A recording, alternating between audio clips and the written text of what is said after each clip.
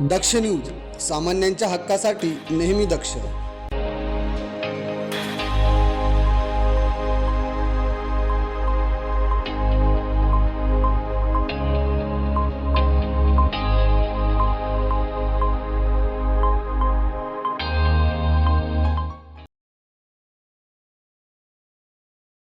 Nylon मांजाचे गट्टू विक्री करणाऱ्यास जेरबंद करून पोलिसांनी नायलॉन मांजाचे 66 गट्टू व 7 चक्री असा एकूण 70,900 रुपये किमतीचा मुद्देमाल हस्तगत केलाय.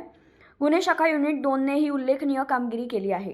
दरम्यान पोलीस उपनिरीक्षक मुख्तार खान पठाण व सहाय्यक पोलीस उपनिरीक्षक गुलाब सोनार यांना मिळालेल्या माहितीनुसार सूर्यसुंदर सोसायटी जगतापमाळ उपनगर येथील तळमजल्याच्या बंद फ्लॅटच्या समोर यश काळे हा इसम प्लॅस्टिक गोणीमध्ये विक्री, निर्मिती व वापरण्यास बंदी असलेल्या नायलॉन मांजाची बेकायदेशीररित्या विक्री करत असल्याची गोपनीय माहिती मिळाली. त्यानुसार गुन्हे शाखा युनिट 2च्या पथकाने त्या ठिकाणी सापळा लावून यश काळे या इसमाला ताब्यात घेतले.